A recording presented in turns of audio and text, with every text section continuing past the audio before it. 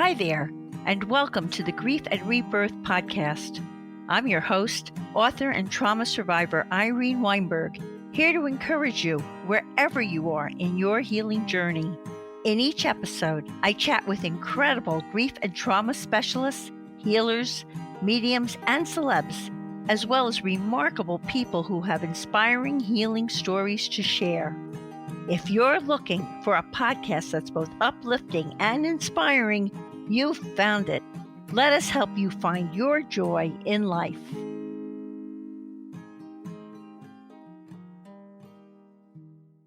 Hi, everyone. I hope this finds each of you so very well. I'm speaking to you from my studio in West Orange, New Jersey, and I could not be more delighted to have the pleasure of interviewing Ellie Pechet, who will be speaking to us today from Orange County, California. Ellie is a metaphysician, a medium, a shaman, and a published author with over 33 years of experience in the counseling, energy healing field. After she earned her master's degree in counseling from Cambridge College in Boston, Ellie realized that her life mission and calling were to help people heal and become empowered so that they could become more fully aligned with their life's purpose. Following her inner guidance, she pursued additional training and certification in 3 dynamic healing modalities that embrace body, mind, and spirit. The energy healing process called Reiki, a Japanese technique for stress reduction and relaxation that promotes healing, the electromagnetic field balancing technique, known as EMF, which improves the quality of our personal energy threads, and the Yuan method of healing, an energy technique that locates and shifts the imbalances or weaknesses in the body, mind, and spirit. When she incorporated those 3 healing modalities along with her intuitive counseling, Ellie realized that it greatly accelerated her clients' healing, helping them to make much more significant progress than with talk therapy alone. And she also discovered that medical intuitive scans, combined with her advanced energy work, so greatly expedited the healing process that there were times her clients were able to avoid invasive surgeries. During this time, as Ellie began to focus on her own growth and spiritual journey, she became aware that she was also a medium and a natural born shaman. All of these remarkable skills and intuitive tools, combined with Ellie's decades of training and client successes, have culminated in Ellie's own unique healing format, which she calls the Pechet Healing Technique, which is one of the most effective and efficient healing techniques available anywhere. The Pechet Healing Technique can access and dissolve the unconscious causes of emotional and physical issues and blocks at the cellular level, and it can also remove entities, which we will talk about later in this podcast. Ellie is also a keynote speaker, a guest speaker on radio programs, the featured guest with celebrities on cable television shows, and she has been an honored guest on numerous podcast interviews, as she is today on Grief and Rebirth podcast. I'm looking forward to talking with Ellie about why and how her maternal grandmother opened her third eye when she was just 2 years old, her unique and highly effective format called the Pechet Healing Technique, her new book titled Hitching a Ride, a guide to earthbound spirits and how they affect you, and much more for what is surely going to be an enlightening interview filled with important healing insights. And full disclosure, I recently had an excellent healing session of my own with Ellie. The healing modalities she utilized facilitated a speedy resolution within me in regard to a challenging familial relationship in my life. Hey, Ellie, a warm, heartfelt welcome and a thank you to Grief and Rebirth podcast. Thank you so much, Irene. That was such a beautiful introduction. And it's all of who you are. There was so much to tell everyone because I really like to tell everyone listening the bona fides, the who they're listening to. because you really have so much knowledge that they can learn from. And I love that. So let's begin to get them to know who you are, other than all the accolades that I've just splashed across. So, what would you like to tell us about your early years, your developmental years, your childhood? And I am fascinated about how your maternal grandmother opened your third eye when you were just 2 years old. Whose grandmother does that? We can start with that if you like. And in fact, I asked for clarification about that just a couple of days ago in preparing for the interview. And my grandmother came through, and I wanted to hear straight from the horse's mouth. And so I said, Grandma Miriam, why did you open my third eye when I was 2? She said, so you could see what was around you. It had to be done in person. And I said, I had nightmares most nights. How did you opening my third eye help me with all the darkness I was surrounded by? And she said, well, we lived in different countries, very far away from each other. She lived in Venezuela, and I lived in Massachusetts. And she says, I took the opportunity, guided by spirit, to open your third eye because I knew you had the psychic seeing gift and didn't know when we would see each other again. That's beautiful. And thank you. And I remember actually, yeah, it was teeny tiny, but I was at the top of the stairs when she did it. She was at the bottom of the stairs, and it was like an instant transmission that she How did. did she do that? It was like through thought or through Thought, intention, energy, and she was also psychic herself. She was the other psychic in my family, and so there was that recognition of my gifts, and uh, and I and then the last thing that she said was, again, she repeated that it was to open my ability to see everything around me. And she said, you were special with special gifts to be used later for good, to help others. And wow, what a blessing. I mean, she saw you, but she lived in Venezuela, so she didn't see you that often. But the little she did, how did she, she just visited every once in a while, or I only saw her probably 4 or 5 times before she died. And so that was one of the times that she and my grandfather came to visit us in Massachusetts. And so that's how the opening of my third eye happened. And you also asked about my childhood. And, what I'd like to share with the audience is that as I mentioned earlier, it was pretty dark. And my parents survived growing up in the atmosphere of the Holocaust as teenagers. And they were very much affected by that experience. And in those days, people didn't really get help or support. And so they had all these issues. And um, my understanding is that I really came to help my birth family evolve and become more light filled. And it was quite challenging. I'll bet you took up quite a challenge when you took that assignment. It was a big challenge, and it was a challenge to not have my own light completely snuffed out. And fortunately, it wasn't. The other analogy that comes to mind as we talk about this is, I also see it as the way of the shaman. Being a natural born shaman, shamans have major uh, major challenges to get through, and they're like what would I say, trials and tribulations that help me to graduate as a soul. So looking at it that way also helps. And most important, I would say that it taught me compassion for others who are suffering. And that's been my whole career, my whole life mission is to help others. And if well, having the compassion from my own suffering in childhood has really, really helped me to understand others and have compassion for them.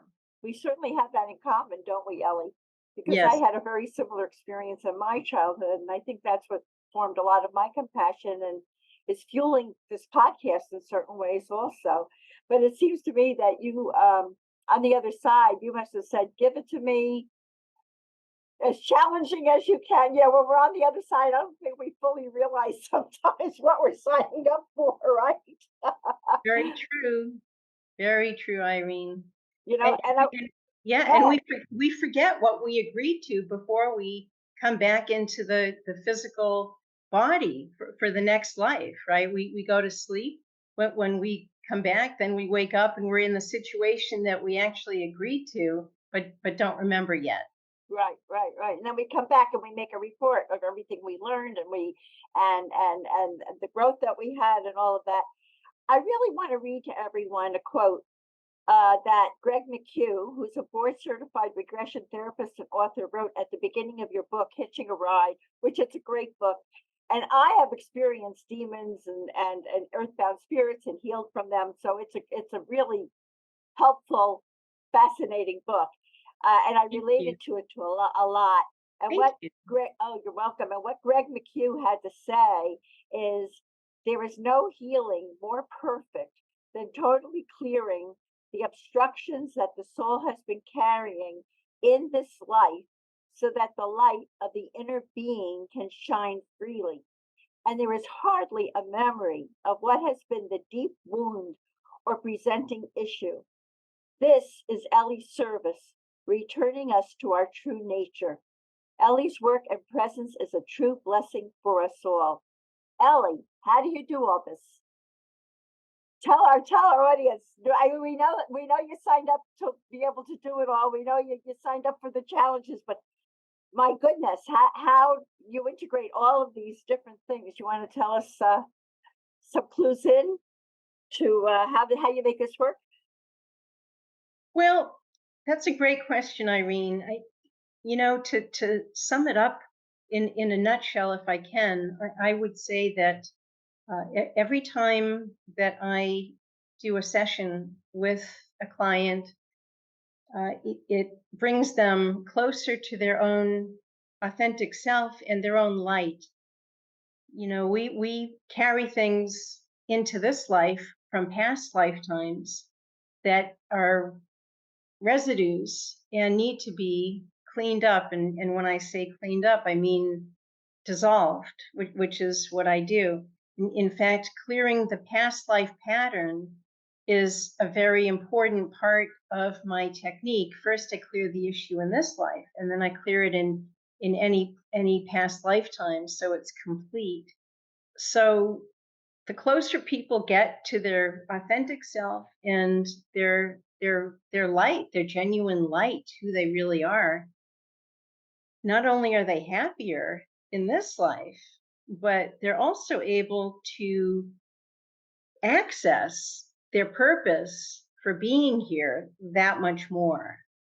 Does I that would make think sense? that would be worth the price of admission just to find that out. There's so many people who are lost and they don't know what this is all about and what they're supposed to be doing here. That's true. So to gain that kind of clarity can change a whole life. Yeah, That's wonderful. that's the point. That's the point. We're here to get things done. We're here to help not only ourselves, but each other and the planet, and hopefully, leave the planet in a better place than when we got here. Yeah, I mean, like a lot of times people are talking about legacy. I don't think it's just about the China you leave to your kids. Legacy is about the values, the healing, changing some of perhaps of the patterns, the familial patterns that you came in with and all of that kind of thing, right? Past and present. So with that, I told everyone in the beginning introduction that you do these medical intuitive scans, and you've actually been able to help people avoid invasive surgery, which is amazing. Could you give us an example of the story of a client who received a medical intuitive scan from you and you were able to help them avoid surgery? Sure. One example is a client she actually had knee surgery scheduled for her left knee, and she had recommended me to numerous family members and other families in her state, which I'm very grateful for. And she called me up just just to see if there was a way that I could help her to avoid the surgery for her knee. And so when I did the intuitive scan, what I got was that there was an emotional issue behind the physical problem with her knee, and the actual issue was her inability to receive. And so I cleared that issue for her, and I imprinted her with being able to receive. And it actually took care of the issue with the knee, and she was able to cancel the surgery. That's amazing. How does an emotional problem, the inability to receive, settle in a person's knee? Well, it was the left knee, which is the receiving side, and it's pretty interesting how a lot of emotional issues end up manifesting in physical issues and conditions if they're not healed. And, one great example that I have found in all my years working with people is that resentment, long held resentment in the body, is a huge factor of turning into cancer. Wow. Right? Well, it kind of makes sense if you think about it, right? Resentment is toxic thoughts, toxic feelings that are not expressed, they're not healed, and they just keep circulating in the body. So eventually the body says, I can't do this anymore. Where do they go? So they take up residence somewhere in the body. And so what you do is you pull that out so the body can heal itself. I would imagine that's part of the process, right? Yeah, I heal the issues that the person has resentment about, and it's often one or both parents. And the other pattern that I've noticed is that heartache and heartbreak is behind a lot of forms of heart disease. Wow.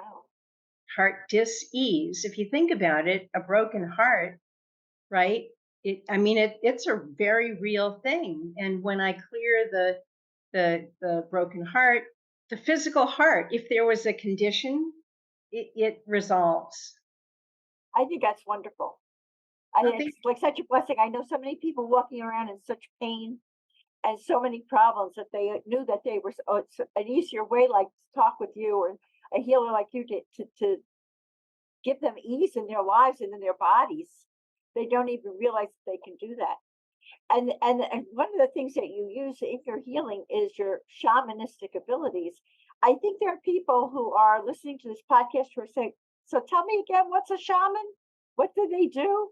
So could you please define that? And how did you learn that you were a natural born shaman? Where did that come from? Well, I'm a natural born shaman. It wasn't something that I, thought was like a cool thing to do or learn and went and studied. I actually was just sitting in a session with a client, and as I was working with her, all of a sudden I realized that there was a spirit living inside of her. And so as I looked more closely, I call it tuning in, I realized it was an elderly woman who was afraid to leave and had taken up residency in this client. So again, not having ever studied anything like this, I just found myself being able to energetically go inside of the client and work with the elderly woman, the spirit of the elderly woman. And it took a lot of encouragement and a little bit of convincing that she would be in a much better place if she would let me guide her back to the light, also known as home. And eventually she said yes. And I still remember it to this day, literally carrying her out of the client and and very gently sending her back to the light. And that was really the beginning of my awareness that I'm a shaman. And I'd love to read a short excerpt from my book, Hitching a Ride, Please do. which is my where the memory comes from. And I will also want to ask you, how did that change your client, that woman, when that spirit left her? She wasn't aware that she was carrying to her soul plus another soul was hitchhiking a ride with her. So did she actually feel a form of relief or a change when that other spirit was like, oh my goodness? I mean, what was her reaction? That is a great question. I mean, yes, she felt a great sense of relief and lightness. In fact, oftentimes when I remove a earthbound spirit from a client, uh, for whatever reason, they tend to hang out in a certain part of the body, and that person might experience discomfort or even pain. It could be in the intestinal area, the stomach, the chest, the head, and they'll usually describe, where they're feeling discomfort. And then when I remove the spirit, who I can also dialogue with and ask, why did they choose this person? Do they have an agenda? Are they random? Are they karmic? And all of this is in my book.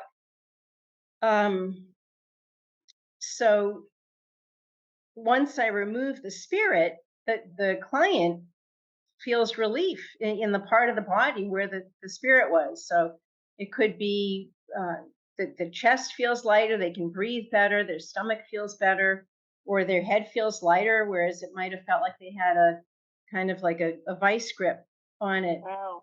Does that make sense? Yes, it does. It does. And I've actually seen that happen in other situations, and I know it's very real. And I think that would that be sort of the same thing as like when people talk about ghosts that are energies or spirits that didn't go to the light and they hang around on the earth plane. Just would you say then that some of them go and hang around inside of people as opposed to just being in a room? Is that kind of what happens? That happens also, and those are, the term that is the most mainstream is, we call those, haunted houses, or there will be a restaurant that people can sense a presence there. So that's a really good point. Sometimes they don't attach to a specific person, but they like to hang out in a specific place. Yeah. Okay, so it's either that room or someone's abdomen. I mean, like, or whatever that is, that they do. And thank goodness you can help remove that. And Yeah. you probably have guided quite a few even out of rooms and all to the light, right? You just reminded me of a woman that I worked with who was an insurance adjuster, and 3 boys had died in a car accident, and their spirits were with her. She didn't realize this, and they actually went home with her, and they took up residency in her master bedroom. They were torturing her husband. He didn't know what was going on, but he couldn't sleep, and he developed a lot of issues until she found me, and I worked with her, and I was able to send all 3 boys to the light. And then the master bedroom was fine.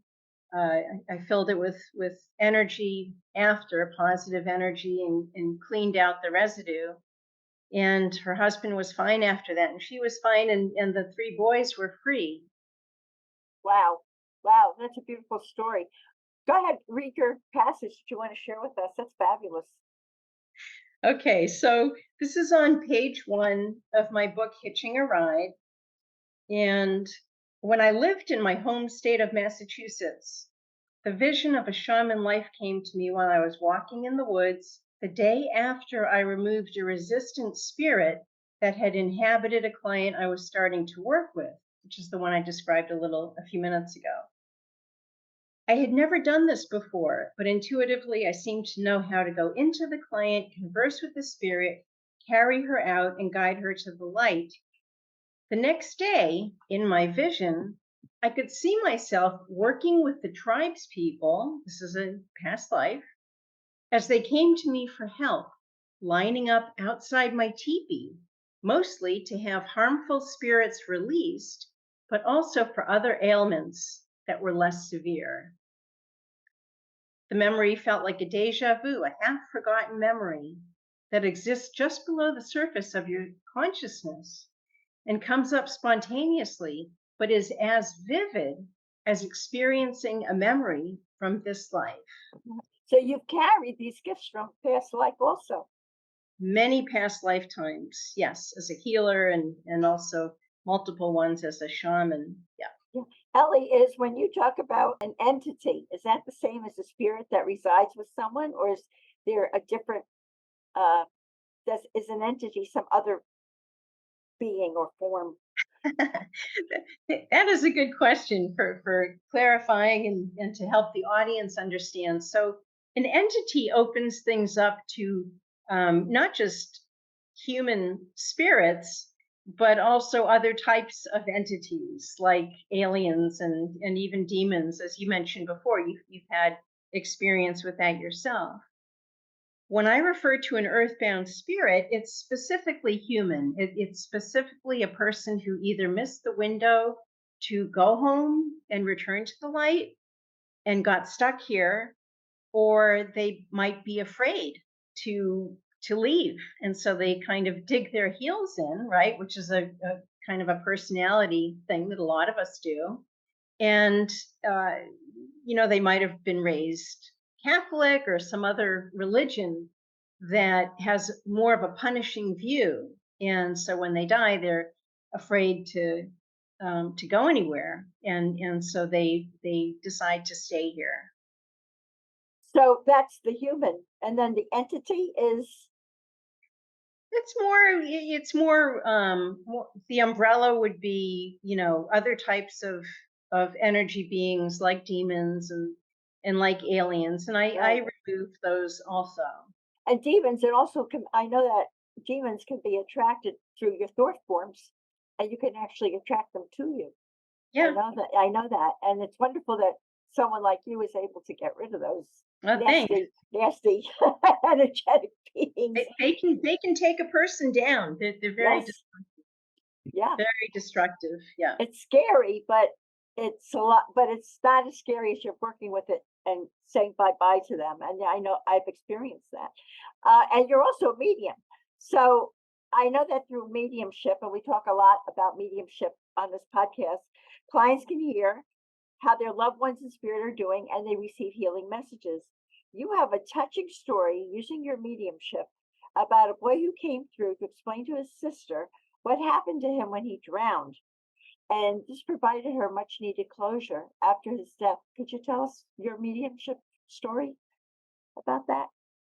Yeah, I actually was in a cable TV place, I think, just taking care of a bill or something. This was many, many years ago. And spirit often will work with me that way, like guide me to certain places at certain times to connect with certain people who need my help.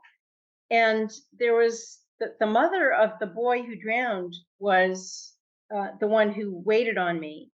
And one thing led to another, and we got into a conversation. Again, I'm sure it was spirit driven.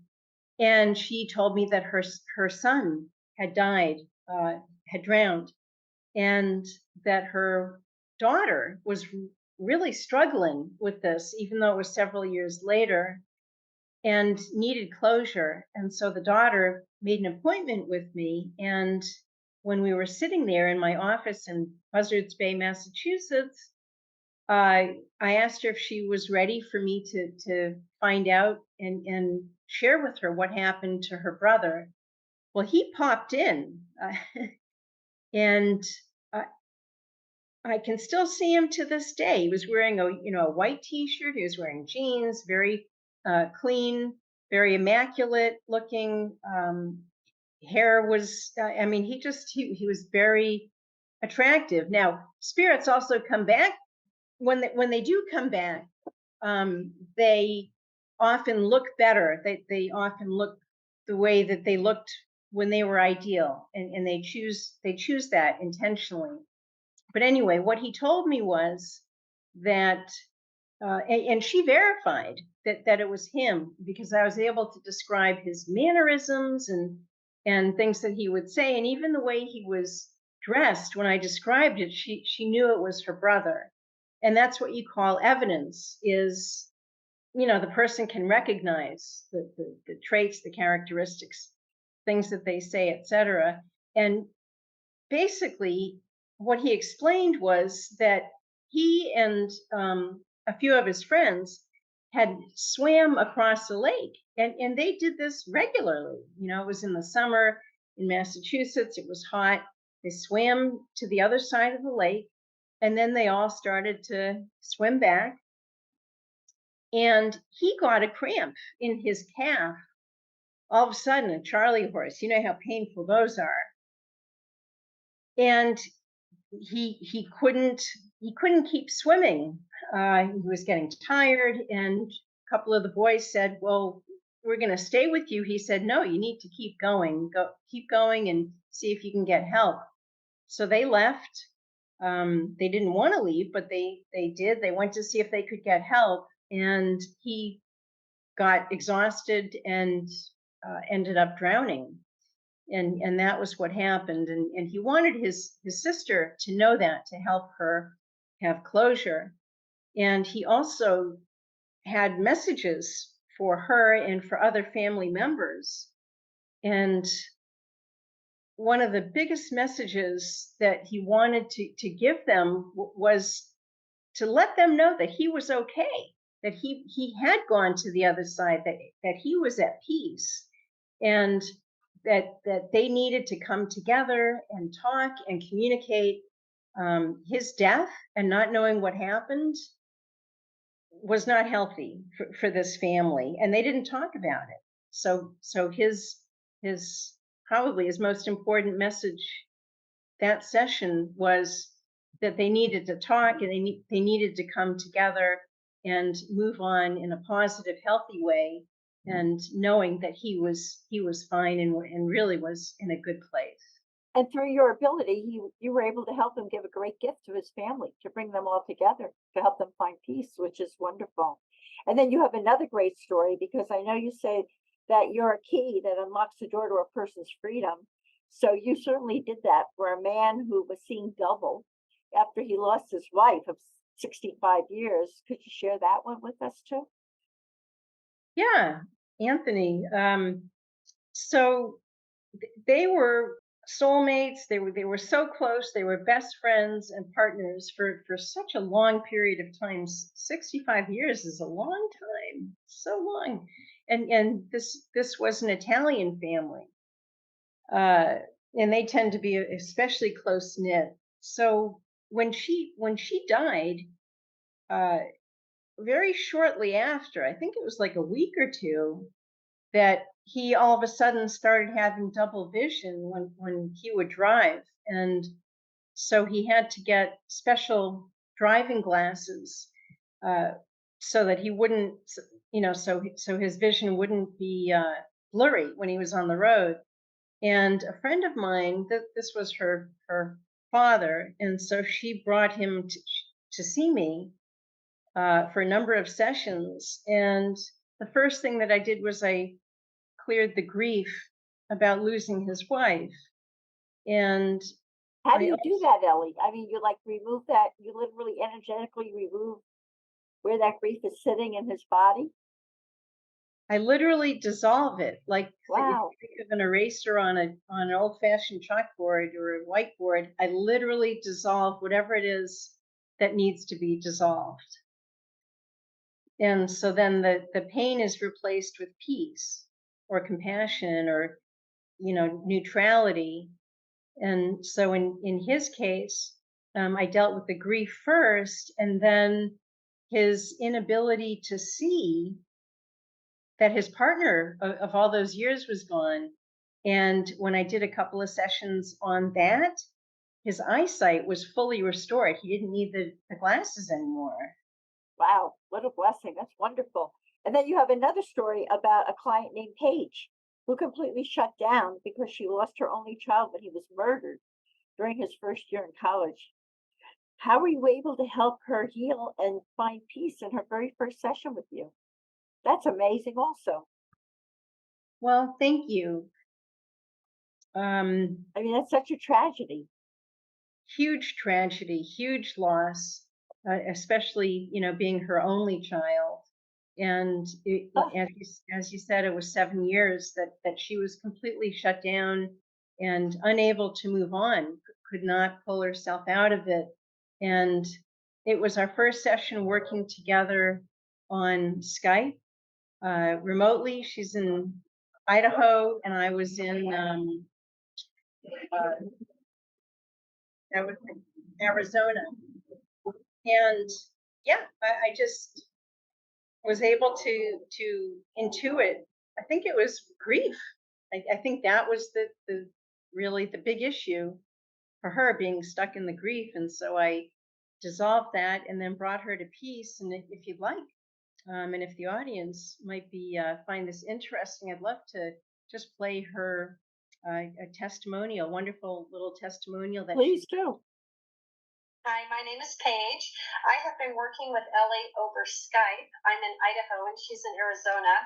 And we've been working together over Skype to clear some of my issues, mainly the grief over losing my child, my son and only living child, who died at the age of 23, 7 years ago. He was murdered. And the pain has been intense. It's been unbearable. It had gotten a lot worse this year. And I met Ellie, and we had our session, and she cleared my heartache over losing Brian, and she imprinted me with being at peace about Brian. And I have got to tell you, and I've been telling all my friends, that I feel every day, I feel lighter and stronger, very much at peace. I am so ready to embrace the next stage of my life. I can't even begin to tell you what a difference this has made in my life, in my marriage, how I feel about myself. I mean, it's amazing. And I'm sitting here right now looking at a picture of my son, and I can feel his happiness. I can feel how happy he is that I am not wearing that blanket of sadness anymore, because I wore it for 7 years. And Ellie, I don't know what she did. I don't know what you did, Ellie, but you lifted that off of me, and I feel so free and so ready to just move forward. I can't tell you. And I told my friends today that the difference was, in the past, over 7 years, I've had moments of joy, moments of happiness, of course. But I was always waiting for, well, when is the grief going to start again, right? It's like it wasn't long lasting. And now I don't feel that way. I don't feel like it's going to come back. I feel completely free of it. I actually am kind of in shock, and I'm amazed, and I'm so grateful. I'm so grateful. Thank you. That's beautiful. That's wonderful. Thank you. That's so wonderful.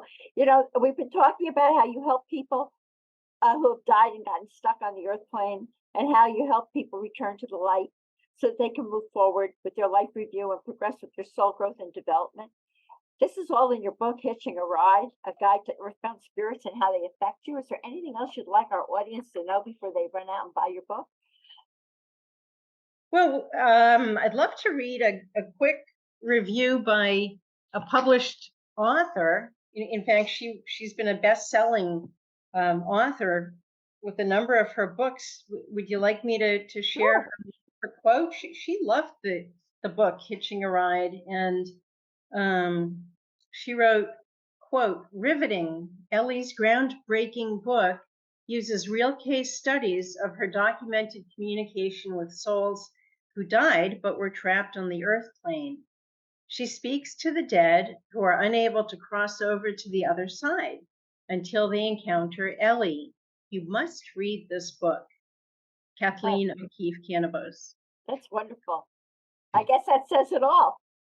And I would like to know, this is my question for you, Ellie, because I hear this a lot, and I'd like to have you give us a more in-depth information about it, I hear over and over and over that human evolution is accelerating, and many of us are evolving from the third to the fourth to the fifth dimensions. Could you explain this to us and its effect on people now in the future? Is that what all this chaos we're experiencing is about? It's a good question. I guess the best way to explain it is people feel more sensitive. We're meant to evolve. We're all meant to evolve. And some people resist change and growing and evolution. And in fact, the more issues a person has from childhood, unresolved hurt, the more resistant they are to changing and moving forward and evolving. Makes sense? Yeah, I know quite a few people like that. Yeah, and so what happens is they're going to evolve anyway, but they're going to be sort of kicking and screaming while it's happening. They don't understand why they're feeling more sensitive. In fact, all their senses are often becoming more sensitive, like being more sensitive to noise. And because our society doesn't talk about this type of thing in more mainstream conversations, they don't understand why they're becoming more sensitive. They just feel irritated by it. But if they did understand that they were evolving, it would be a lot easier for them to accept and realize, this extra sensitivity is a good thing. I can hear better. I can see better, more clearly.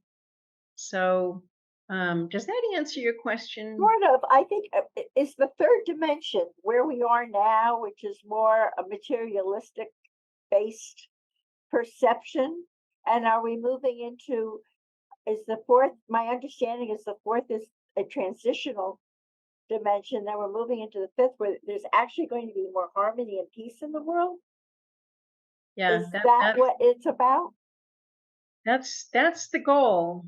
The third dimension is a lot more dense, and so yes, you're exactly right. People tend to be more materialistic and focused on, some are more focused on, what's in it for them. But there are people who are evolving and doing it with grace, even though there are, some challenges to the changes. And those are the people that are talking about increasing the heart connection, about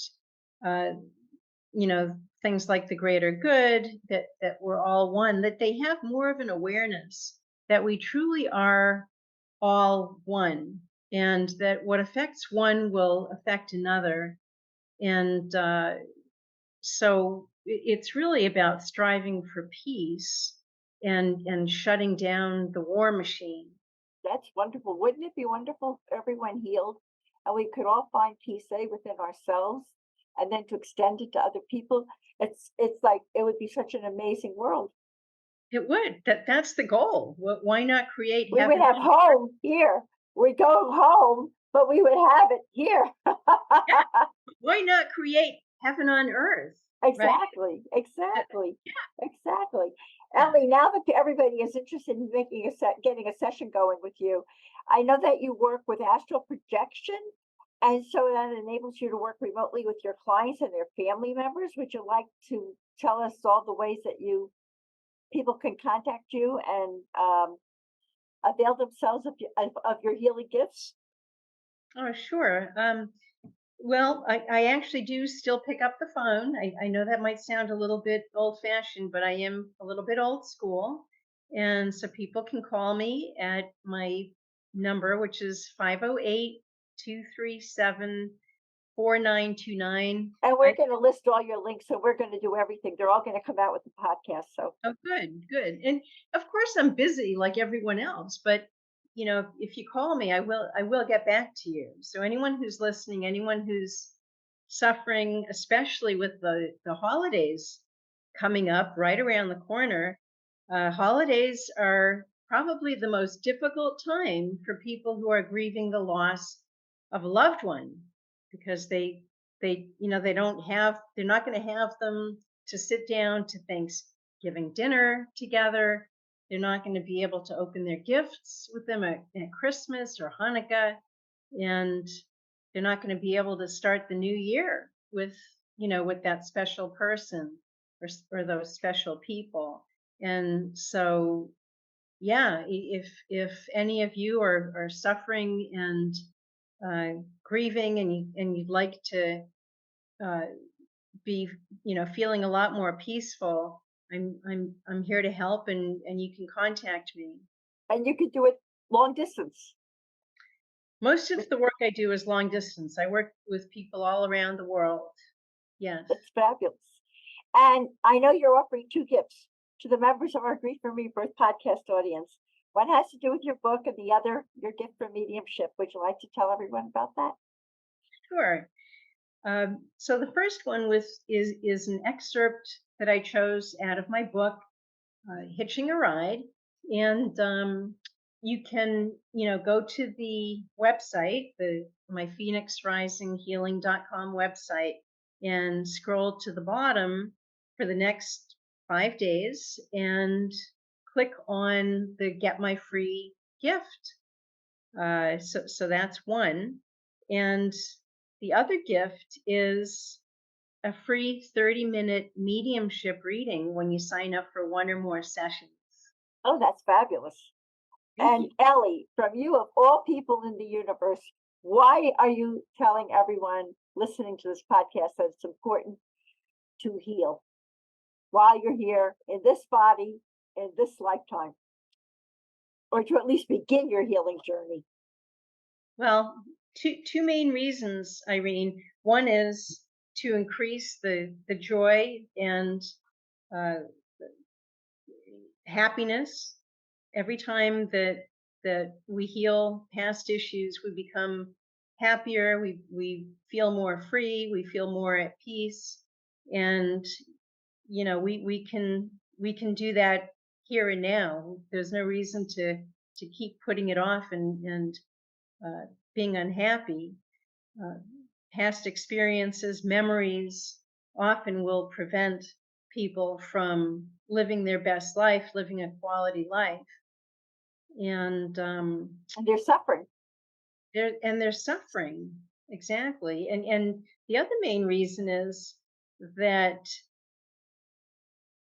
the clearer people become, like when I'm working with my clients, the clearer they become about what their mission is, as I mentioned earlier in this wonderful podcast. And I feel like we're all here to make a difference and to contribute in some way, whatever that way is for you, for the listeners. It's much easier to be doing your mission when you don't have the pain and when you're not feeling stuck. And would you say that this contributes to having real joy in life? Absolutely. It's like a key. Yeah. Did you want to share anything that you've noticed since our session together? You mean in any changes that went on? Yeah. Well, without going into a long story, I've had a very problematic relationship with a sibling. And the session really helped me, gave me permission to understand where this person was coming from. And it gave me peace, and it kind of enabled me to get rid of any guilt or anything that was holding me back, saying, if I could have done this or I could have done that. It helped me to bring about acceptance and more freedom about that relationship, so that I could let it go and be at peace with it. So it was really very helpful. Thank you. So glad, Irene. It was Thank really you so much. It was really helpful. Ellie, the Pechet Healing Technique, which so effectively and efficiently accelerates the process of healing and transformation, and it does, is wonderfully in sync with the mission of Grief and Rebirth podcast, which is to educate, enlighten, and provide healing choices that can help people transform their lives, which is what you do. Thank you for all you do to help people heal and become more fully aligned with your life's purpose. And I thank you from my heart for this enlightening interview filled with so many important healing insights today. And here's a loving reminder, everyone, that you can see the show notes and all Grief and Rebirth podcast episodes on ireneweinberg.com. And make sure to follow us and like us on social at Irene S. Weinberg on Instagram, Facebook, and wherever you get your podcasts, including YouTube. As I like to say, to be continued. Thank you so much, Ellie. Many Thank you, blessings. Irene. Oh, Yeah. my pleasure. It's been so wonderful to get to know you. Many blessings and from my heart. Thank Everyone, you. bye for now. Thank Ellie, did you want to say something? I just wanted to thank you, Irene, for a beautiful interview. So organized, so beautifully orchestrated, and to let you know I really appreciate you. Thank you. And I appreciate you too, from my heart. Thank you. And as I like to say, to be continued.